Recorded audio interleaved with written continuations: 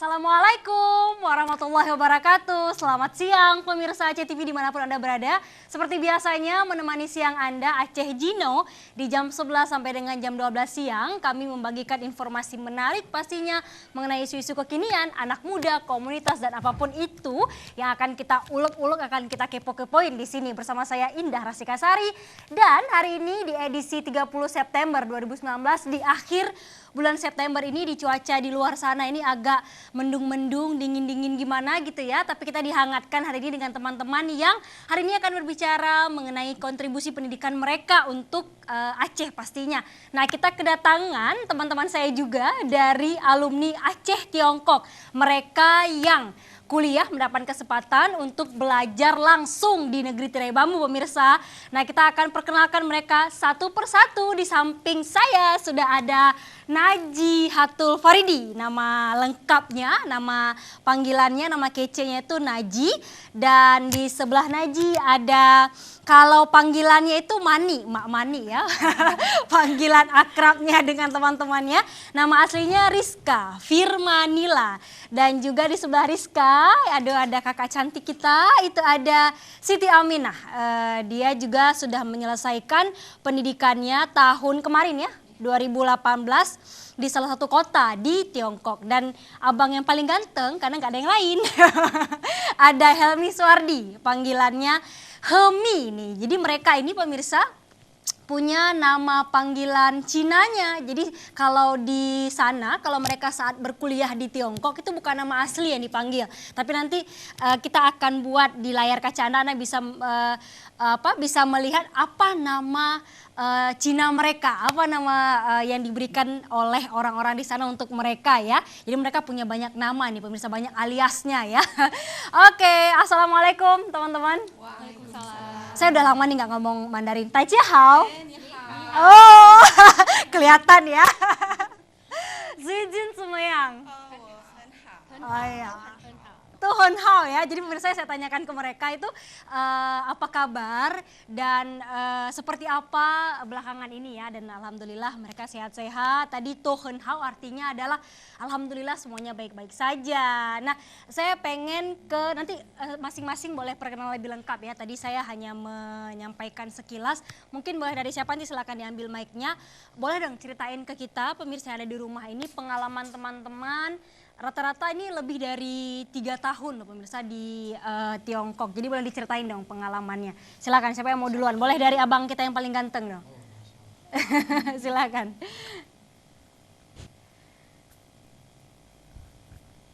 Oke, baik, bismillahirrahmanirrahim. Iya udah. Kayak mau pidato ya abang ya. Silakan. Assalamualaikum warahmatullahi wabarakatuh. Waalaikumsalam warahmatullahi wabarakatuh. Perkenalkan, nama saya Helmi Suardi. Salah seorang yang mendapat kesempatan belajar ke luar negeri, yaitu negeri tirai bambu ya. Alhamdulillah. Tadi pada tahun 2015 kita berangkat sama-sama. Jadi ini saya perkenalkan diri aja dulu. Iya, perkenalkan diri aja dulu. Pakai bahasa Mandarin atau pakai bahasa? Boleh dong, Mandarin dulu dong biar kelihatan. Hello， 大家好，我叫何美，我在中国已经4年了，在那边我读书，在化妆科技大学。 Boleh diartikan Bapak apa artinya? Baik, nama saya Helmi Suardi, saya di Cina sudah 4 tahun, tadi sudah baru aja graduate 2019 Baik. yang lalu. Jadi saya belajarnya di kampus, salah satu kampus top 10 in China, yaitu kampus Huazhong University of Science and Technology. Nah, itu saja. Baik, terima kasih Helmi. Silahkan mungkin ke Kamina. Buketsi. Halo semuanya, assalamualaikum warahmatullahi wabarakatuh. Waalaikumsalam warahmatullahi wabarakatuh. Niman oh. Udah 4 tahun ya, agak lupa. Tapi nggak apa, Wociao Shebena, She artinya batu, Mena artinya cantik bati, wanita yang cantik tapi keras nih. Kayaknya gitu sih. Orang Cina mah salah-salah aja ya supaya. Tapi 我是学习在化妆师范大学. Jadi ini di Central China Normal University. 我的专业是图书馆 Jadi library and science. Berarti perpustakaan ya? Iya, perpustakaan. Jurusannya Oke, perpustakaan. nama saya Siti Abina, saya dari Central China Normal University, jurusan Library Science. Baik, aslinya orang mana? Aslinya Gayo. Wah, dari dataran tinggi nih pemirsa ya. Dari Oke. Gayo ke Cina. Dari Gayo ke Cina, dari Aceh ke Tiongkok. Oh, Waduh, iya, iya, oke iya. silahkan. OK， assalamualaikum warahmatullahi wabarakatuh。 Waalaikumsalam warahmatullahi wabarakatuh. 大家好，我是柯曼妮，以前我在华中科技大学学习，ngerti nggak Indah? Wah, kalau saya ngerti pemirsa Ngerti nanti ya? Oh iya diartikan lagi bener ya. ya. Oke, nama saya Rizka Firmanila. Dulunya saya juga sama nih, satu kampus dengan Bang Helmi ya. Di Hwa Chong University of Science and Technology, tapi kita beda university, beda fakultas. Nah, kalau saya itu di Fakultas School of Journalism and Communication, mengambil jurusan Communication Studies. Baik. Dan saya berasal dari Aceh Barat Daya. Oh, dari Gitu Abdia ya, nih, orang bener. Abdia pemirsa. Boleh dijelasin dong, kita Hwa Chong itu di sebelah mananya Cina? Mungkin Oh iya benar. Jadi Hwa Chong itu posisinya di kota Wuhan. Kota Wuhan itu terletak di tengah-tengah Cina. Nah, jadi memang di kota Wuhan ini bisa kita katakan kota pendidikan gitu Indah ya. Baik. Karena ada banyak kampus di sana. Makanya anak Aceh pun agak lebih dominan di Wuhan gitu. Tapi tersebar di beberapa kampus seperti Mina contohnya. Nah, beliau juga di kota Wuhan tapi kampusnya berbeda gitu kan ya. Baik, baik. Oke, lanjut. 你好，我是冯安迪，我是学生在Hwa Chong Kecil Dasyue. Jadi nama saya Feng Anti, artinya bahasa Cina itu artinya angel ya, malaikat. Wah, kelihatan ya, Malaikat. mirip ya. Putih-putih gitu. Ya, jadi saya ini nama aslinya Najihatul Faridi dan saya kuliah alumni dari sama ya seperti Kak Mina, Kak Rizka dan Bang Helmi dari Hwa Chong University of Science and Technology di Wuhan sama seperti mereka di tengah-tengah di tengah-tengah Cina. Cina. Ya, di tengah-tengah Cina di Hubei ya, di Hubei. Dan saya ini jurusan manajemen teknik manajemen ekonomi gitu. Jadi Jadi- makanya pengusaha muda ya. Ya insya Allah lebih ke perekonomian ya. Saya belajar ekonomi di Cina gitu. Baik, oke ini kita udah tadi kenalan nih sama teman-teman dan kita pengen tahu dong pengalamannya ini udah 4 tahun di Tiongkok langsung di negaranya. Boleh dong ceritain ke kita pemirsa Aceh TV apa pengalaman luar biasa nih dapatin di sana. Boleh dari siapa dulu? Silakan, dari Najib dulu dong. Ya alhamdulillah pengalaman luar biasanya sangat banyak ya. Dari bidang apa nih Kak? Najib berangkat tahun berapa dulu? Najib berangkatnya tahun 2016. 2016. Selesainya tahun 2018. Oke, kalau kita bicara pendidikan, apa pengalaman yang luar biasa nih dapatin di Tiongkok? Di Cina saya tentang perekonomian ya, tentang ekonomi dan alhamdulillah ini kontribusi ke Aceh atau selama belajar Pengalaman di sana? di sana. Alhamdulillah saya di kelas internasional jadi di kelas saya itu lebih dari 50 pelajarnya itu dari berbagai negara gitu. Jadi 50 dari berbagai negara. iya, jadi walaupun sebagian di antara mereka kenal Indonesia, tahu di mana Indonesia dan sebagian dari mereka lagi nggak tahu apa itu Indonesia. Mereka gitu. tahu Aceh nggak? Mereka nggak tahu Aceh. Nggak tahu Yang mereka Aceh. tahu itu Bali. Itulah justru ada Iya. kita ini ya, ada kalian-kalian ini yang Iya. bisa mempromosikan ya. Ya justru kita yang memperkenalkan Aceh kepada mereka gitu dari berbagai negara gitu. Nah, kita juga ada nanti pemirsa, jadi teman-teman ini bukan hanya kuliah di sana, tapi juga mempromosikan budaya Aceh dengan penampilan tari. Nanti kita akan sambilan kita akan menampilkan foto-foto kegiatan mereka yang ada di sana ya. Ini sambilan. Oke lanjut ke Rizka,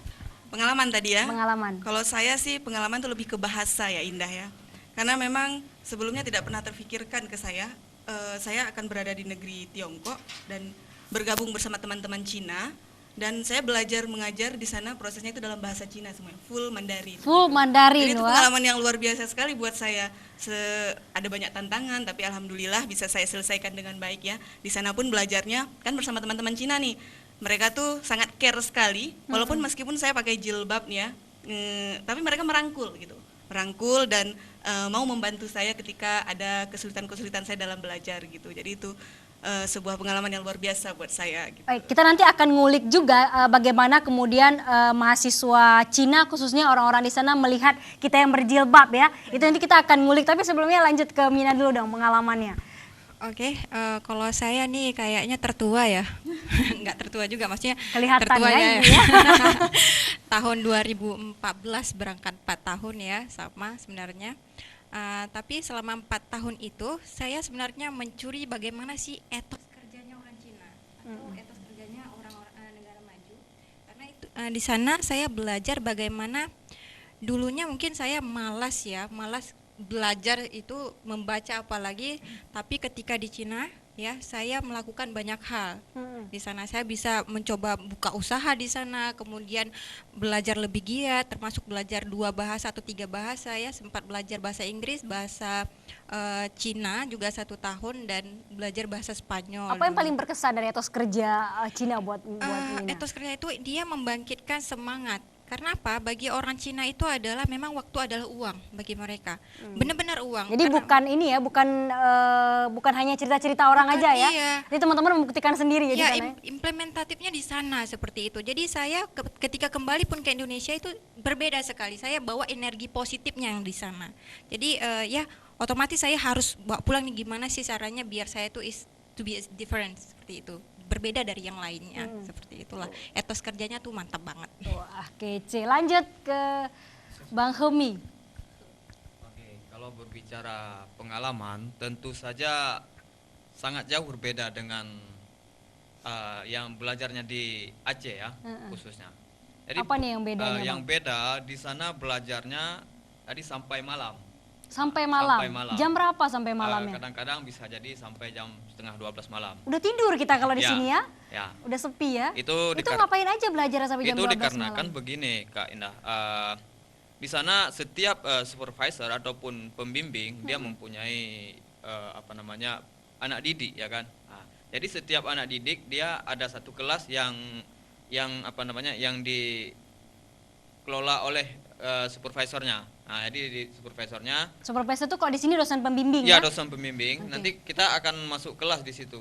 Nah, jadi belajarnya saling mengoreksi komen, dan nanti kalau ada kekurangan komen yang membangun dikritik. Nah, jadi setiap kelas, setiap 1 minggu itu ada 1 kelas istilahnya. Nah, kira-kira begitu. Baik, tadi menarik yang diungkapin, saya pengen ke Rizka nih, atau juga nanti kakak-kakak boleh tambahin ya, bagaimana kemudian pandangan masyarakat Cina, mahasiswa kalau di lingkungan kampus ya terhadap kita yang berjilbab itu seperti apa? Ya, alhamdulillah ya, sesuai pengalaman saya di sana, lebih kurang saya 3 tahun 8 bulan mengenyam pendidikan di negeri Tiongkok, dan itu tidak seperti yang diberita-beritakan di daerah kita lah. Jadi di sana tuh mungkin juga karena kita memegang visa pelajar, Indah. Baik. Jadi memang karena kita memegang visa pelajar, itu tingkat perlindungannya lebih aman. Jadi Artinya kalau di luar visa pelajar ada sesuatu mungkin kurang aman atau seperti apa? bukan kurang aman, biasanya kalau misalnya visa pekerja kita katakan ya, jadi sedikit lebih lebih tidak bukan di Islamnya bukan ditekan juga, tapi mungkin perbandingannya pelajar dengan pekerja kan berbeda nih. Baik. Kalau pekerja dia bekerja, kalau pelajar dia belajar. Jadi kalau misalnya yang memegang visa pekerja ini, jadi sedikit dicuekin ataupun ketat penjagaannya. Berarti pelajar lebih leluasa ya kalau di Benar sana sekali, ya? iya. Jadi pengalaman saya, walaupun saya berjilbab, mereka memang tanya nih, Indah ya, mereka memang tanya, kamu pakai jilbab panas nggak ya? Itu yang kamu pakai itu apa? Oh, ini jilbab, itu panas nggak? Enggak, saya udah biasa dari kecil. Jadi ada pertanyaan-pertanyaan seperti Pertanyaan itu seperti ya? itu pasti ada, entah itu ketika kita dalam bus gitu, ataupun ketika kita belanja di pasar. Oke. Kan kita sapa nih, sekarang praktis Mandarin gitu. Oke. Jadi bentar mereka akan tanyakan pasti, apalagi kalau misalnya pada saat musim summernya, musim panas gitu. Pada saat musim panas itu pasti akan ditanyakan juga, kamu ini kan musim panas, kamu nggak panas ya pakai jilbab gitu. Di sana 4 musim ya? 4 musim, 4 musim ya. Jadi Oh, ada enggak. panas, dingin. Oke, Saya lanjut. sudah terbiasa begitu. Saya sudah terbiasa menggunakan jilbab. Jadi ya tidak merasa kepanasan. Karena kita juga nggak mungkin jelasin. Ini pakai jilbab. Ntar kalau misalnya saya nggak pakai jilbab, saya mendosa. Terus Iya. Nggak mungkin juga buat presentasi di pasar gitu ya. benar gitu ya. Baik, pertanyaan-pertanyaan aneh lainnya ada nggak didapetin sama teman-teman 2 ini? Kalau saya sih sebenarnya ketika mungkin di transportasi umum ya, Jadi ketika misalnya di Titie, jadi orang bilang kamu Nise Xinjiang mah, jadi artinya apakah kamu orang Xinjiang? Jadi karena mungkin wajah saya tuh agak-agak mirip Xinjiang Xinjiang. itu salah satu Salah satu mayoritas Muslim di kota Xinjiang. Jadi di kota sebenarnya di China ya. ya, Islam itu kan di Cina itu minoritas seperti itu. Nah, jadi dia bukan mayoritas. Jadi setiap provinsi itu sebenarnya ada Muslim dan itu keadaannya mungkin berbeda-beda. Tetapi ketika orang Muslim ataupun kita Muslimah pergi ke Cina itu aman karena kita punya asuransinya seperti itu. Nah, kalau misalnya saya di sana sempat terlibat dengan komunitas Muslim di sana karena saya suka kepo, orangnya kepo gimana sih sebenarnya Islam di Cina itu. Nah, di sini juga saya melakukan ke Xinhai khusus untuk bagaimana sih saya bisa merasakan kehidupan Muslim di sana, dan insya Allah ini akan terbit di buku kedua saya insya Allah. Berarti udah ada buku pertamanya Udah, ya? buku pertama ada tentang pengalaman di Cina, namanya Membangun Menara di Asia. Tapi yang kedua ini lebih ke bagaimana cerita seorang muslimah Muslim di sana, dan dia pengen banget belajar. Saya sampai merinding loh, maksudnya belajar Al-Quran ataupun hadis, tetapi karena keterbatasan sesuatu, jadi dia tidak bisa pergi ke di luar daripada kota Cina itu sendiri. Baik, seperti Masya Allah, itu. luar biasa pengalamannya macam-macam pastinya ya. Kita tahan dulu teman-teman, kita akan kembali setelah pesan-pesan berikut ini. Pemirsa jangan kemana-mana, masih di Aceh Jino.